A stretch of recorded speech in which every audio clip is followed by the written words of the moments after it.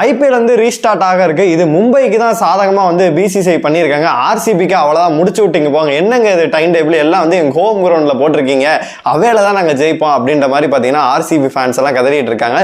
CSK ஃபேன்ஸும் பார்த்தீங்கன்னா சென்னையில் ஒரு கேம் கூட இல்லை, அவையிலே ஃபுல்லாக கேமே இருக்கு, நாங்களும் என்ன பண்ணுறது அப்படின்ற மாதிரியுமே கதறிட்டு இருக்காங்க.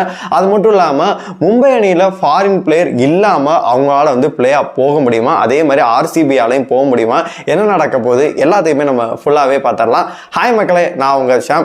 நேற்று தான் பார்த்தீங்கன்னா டைம் டேபிளே வந்து நைட்டு போல தான் வந்து டைம் டேபிள் விட்டாங்க. அதுங்களையும் பார்த்தீங்கன்னா ஆர்சிபி ஃபேன்ஸாக இருக்கட்டும், சிஎஸ்கே ஃபேன்ஸ் எல்லாமே பார்த்தீங்கன்னா சிஎஸ்கே ஃபேன்ஸ் வந்து அவங்க சொல்கிற விஷயம் நியாயமாக தான் இருக்குது. எங்கள் ஹோம் கிரவுண்டில் ஒரு மேட்ச் கூட இல்லை அப்படின்ற மாதிரி சொல்லியிருந்தாங்க. அது வந்து நியாயமான விஷயம் தான். அது எதனால அப்படின்னு சொல்லிட்டு நிறைய பேர் தெரியாமல் இருக்கும்.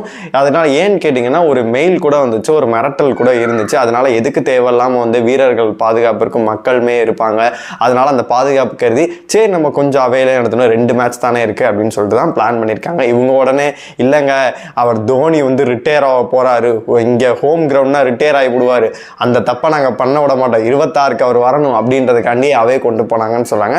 உண்மையான காரணம் இதுவாக தான் இருக்கும் அப்படின்னு சொல்லிட்டு நான் நினைக்கிறேன். அது மட்டும் இல்லாமல் ஆர்சிபி ஃபேன்ஸ் எல்லாம் என்ன கதறாங்க அப்படின்னு கேட்டிங்கன்னா, ஆல்ரெடி எங்களுக்கு வெளிநாட்டு வீரர்கள் பல ப்ராப்ளம் இருக்கு, இதில் ஹோம் கிரவுண்டில் எங்களுக்கு இந்த தடவை சுத்தமாக அட்வான்டேஜே இல்லவே இல்லை, அப்படி நடந்துகிட்டு இருக்கு. அப்படி இருக்கும்போது எல்லாமே எங்கள் ஹோம் கிரவுண்டில் மட்டும் இருக்க அவங்க 3 மேட்ச் இருக்கு. அந்த 3 மேட்ச்ல 2 மேட்ச் பார்த்தீங்கன்னா பெங்களூர்ல சின்னசாமி ஸ்டேடியத்தில் நடக்குது, எங்களுக்கு ஆப்படிச்ச மாதிரி இருக்கு அப்படின்ற மாதிரி சொல்றாங்க. ஒரு சைடு அப்படியே போனோம் அப்படின்னா மும்பை ஃபேன்ஸ் வந்து பார்த்தீங்கன்னா ரொம்ப சந்தோஷமா இருக்காங்க. மற்ற ஃபேன்ஸ் எல்லாம் வந்து என்ன சொல்றாங்க அப்படின்னா, ஒரு விஷயம் என்ன போயிட்டு இருக்கு அப்படின்னா, டைம் டேபிளே பார்த்தீங்கன்னா மும்பைக்கு சாதகமாக தான் இருக்குது.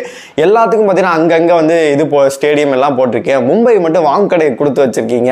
டெல்லி மேட்ச் பார்த்தீங்கன்னா வாங்கடையில் இருக்குது, இன்னொரு மேட்ச் பார்த்தீங்கன்னா ஜெய்ப்பூரில் வந்து சவாய் மான்சிங் ஸ்டேடியத்தில் வந்து நடக்குது அப்படின்ற மாதிரி சொல்லியிருக்காங்க.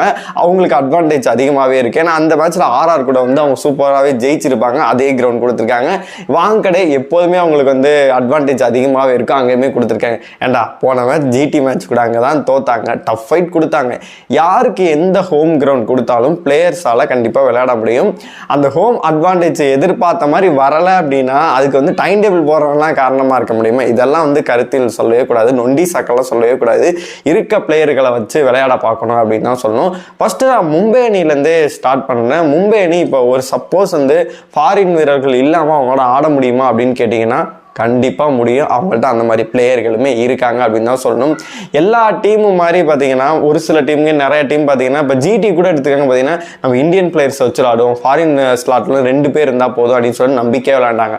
அதே மாதிரி மும்பை அணிக்கு என்னதான் வந்து ஃபாரின் பிளேயர் கை கொடுத்தாலுமே கூட பார்த்தீங்கன்னா இந்திய அணி பிளேயர்களை வந்து நிறைய பேர் அவ்வளோ சூப்பராக வந்து பர்ஃபார்ம் பண்ணிட்டு இருக்காங்க.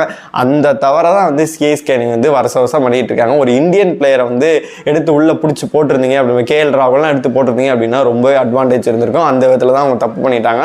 மும்பை அணியை பொறுத்தளவு பார்த்தீங்கன்னா ரியான் ரிக்கில்டன் வந்து கண்டிப்பாக வந்து SI20லேயும் அவங்களுக்கு சூப்பராகவே பண்ணி கொடுத்தாரு. அதனால் வந்து மும்பை டீமோடவும் சரி அந்த ஓனர்ஸோட நல்ல ஒரு ரேம்போ இருக்குது. அதனால் கண்டிப்பாக அவர் வந்து பார்த்தீங்கன்னா பிளே ஆஃப்க்கு முன்னாடி வரைக்கும் கண்டிப்பாக அவர் இருப்பார். பிளே ஆஃப் இருப்பாரா அப்படின்னு சொல்லிட்டு நான் வந்து ஷுவராக சொல்ல முடியாது. ஏன்னா வந்து அங்கே பார்த்தீங்கன்னா வேர்ல்டு டெஸ்ட் சாம்பியன்ஷிப் நடக்குது சவுத் ஆஃப்ரிக்காவுக்கும் ஆஸ்திரேலியாவுக்கும், அதனால் கண்டிப்பாக அதுதான் ஃபோக்கஸ் பண்ணுவாங்க.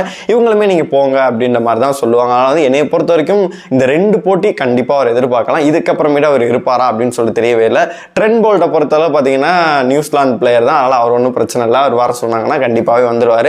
எதுவும் சீரியஸ் எதுவும் இருக்கா அப்படின்னு மட்டும் கேட்டுப்பாங்க. அவர் ஒரு முக்கியமான ஒரு பலமாகவே இருக்கும். அதனால் ஓவராக பார்க்கும்போது இவங்க 2 பேர் தான் வந்து பார்த்தீங்கன்னா மும்பை அணியை பொறுத்தவரை ரொம்ப கீயாக இருக்காங்க.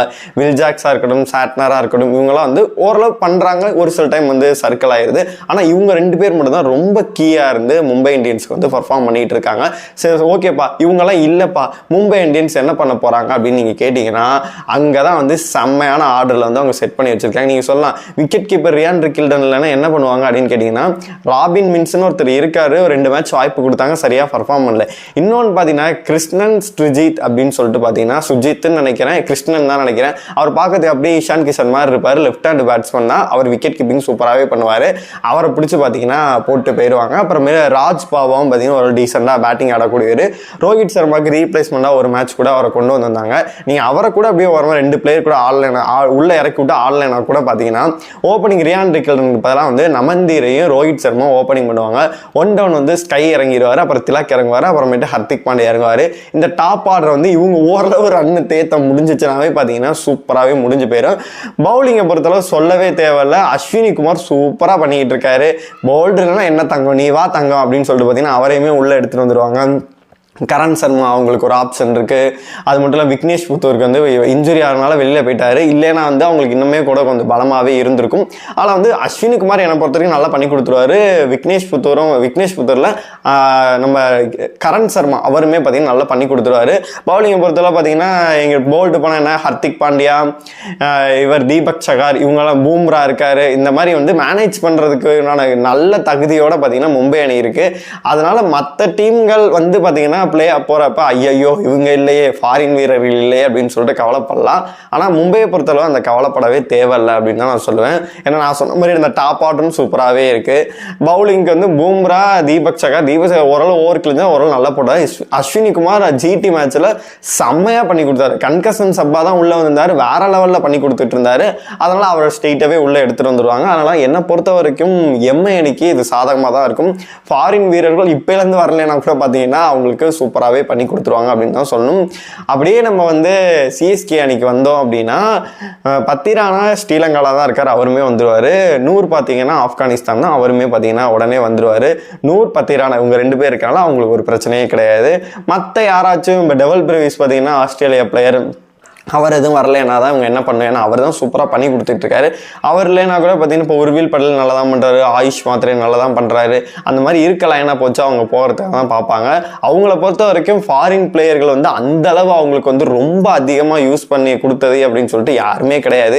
நிறைய பேர் அவங்க ட்ரை தான் பண்ணி பார்த்தாங்க. என்ன நேத்தன் எல்ஸ் இவங்கெல்லாம் வரமாட்டாங்க அப்படின்னு சொல்லிட்டு தான் நான் நினைக்கிறேன். ஆனால் இந்திய வீரர்கள் தான் மோஸ்ட்லி அவங்களுக்கு வந்து நல்லா பண்ணி கொடுத்தாங்க. யங் பிளேயர் டெவல் பிரேவிஸ் லாஸ்ட்டாக வந்து தான் பார்த்தீங்கன்னா நல்லா பண்ணி கொடுத்தாரு.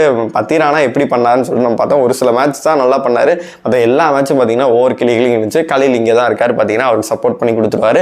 அதனால மோஸ்ட்லி வந்து சிஎஸ்கேக்கு இருக்கக்கூடிய அந்த 2 மேட்ச்லையும் பார்த்தீங்கன்னா மிகப்பெரிய ஒரு பாதிப்பு வந்து ஏற்படுத்தாது. இருக்க பிளேயர்ஸ் ராமகிருஷ்ணா கோஷா இருக்கட்டும், இருக்க பிளேயர்களை வச்சு பார்த்தீங்கன்னா போகலாம் அப்படின்னு சொல்லிட்டு தான் பார்ப்பாங்க. அப்படியே ஆர்சிபிக்கு போனோம் அப்படின்னா அவங்க தான் வந்து ஃபாரின் பிளேயரை வந்து முழுக்க வந்து நம்பி இருந்தாங்க அப்படின்னே சொல்லலாம். அவங்க பல மேட்ச் ஜெயிச்சதுக்கான முக்கியமான காரணத்தில் வந்து பார்த்தீங்கன்னா ஹேசல்வுட் இருந்தார். அவர் இப்போ இல்லை அப்படின்ற மாதிரி சொல்லிட்டாங்க. ஏன்னா அது இன்ஜுரி அப்படின்ற மாதிரி ரெக்கவராகி வந்தாலுமே கூட பார்த்தீங்கன்னா அவருக்கு வந்து வேர்ல்டு டெஸ்ட் சாம்பியன்ஷிப் இருக்கு, அங்கே போயிடுவார். ஆனால் அவர் போயிட்டார். ஆல்ரெடி செஃபர்டு பார்த்தீங்கன்னா அவங்க சீரியஸ் இருக்காங்களா, அவருமே போயிட்டார். அவர் ஒரு மேட்ச்னாலும் கொளுத்தி எடுத்தார். இப்போ அவருமே இல்லை. ஜேக்கப் பெத்தல் என்ன கதை அப்படின்னு சொல்லிட்டு தெரியவே இல்லை. ஒருவேளை ஃபாரின் பிளேயர் அவங்க வரல அப்படின்னா ரொம்ப சஃபர் ஆக போகிறது இவங்களாக தான் இருக்க முடியும். ஓப்பனிங் வந்து ஜித்தேஷ் சர்மாவும் விராட் கோலியும் அப்படின்ற மாதிரி இறங்குற மாதிரி இருக்கும். இல்லை ரஜத் பட்டிதா யாராச்சும் முன்னாடி வந்து இறங்குற மாதிரி இருக்கும். அந்த மாதிரி வந்து டாப் ஆர்டர் ஃபுல்லாக பார்க்கும்போது ஒரு சில நபர்கள் வந்து அவங்க நல்லா தான் பண்ணி கொடுக்குறாங்க. இதை ஒரு சில மேட்ச்சில் வந்து சோக் ஆயிடுறாங்க. ஹேசல்வுட் போனாங்க அப்படின்னா இங்கிடியை எடுத்துகிட்டு வந்தாங்க.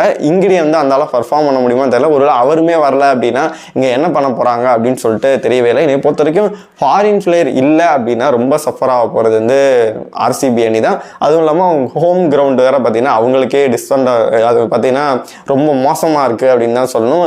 அவே மேட்ச்சில் எல்லாத்துலேயுமே தொடர்ந்து ஜெயிச்சுக்கிட்டே இருந்தாங்க. ஹோம் கிரவுண்டில் வந்து சுத்தமாக அவங்களால ஜெயிக்க முடியாத ஒரு நிலைமை இருந்துச்சு. உங்களை பொறுத்த வரைக்கும் ஃபாரின் பிளேயர்ஸ் இல்லாமல் யாரால் வந்து அதிகமாக சூப்பராக விளையாட முடியும்னு நினைக்கக்கூடிய டீமை வந்து மறக்காமல் கமெண்ட் பாக்ஸ் சொல்லுங்கள். இப்போ இந்த டைம் டேபிள் வந்து எந்த டீமுக்கு வந்து சாதகமாக இருக்குன்னு நினைக்கிறீங்களோ அதையும் மறக்காம கமெண்ட் பாக்ஸ் சொல்லுங்க. பிளே ஆஃப் போற அந்த 4 அணிகள் யாரா இருக்குன்னு நினைக்கிறீங்களோ அதையும் மறக்காம கமெண்ட் பாக்ஸ்ல சொல்லுங்க.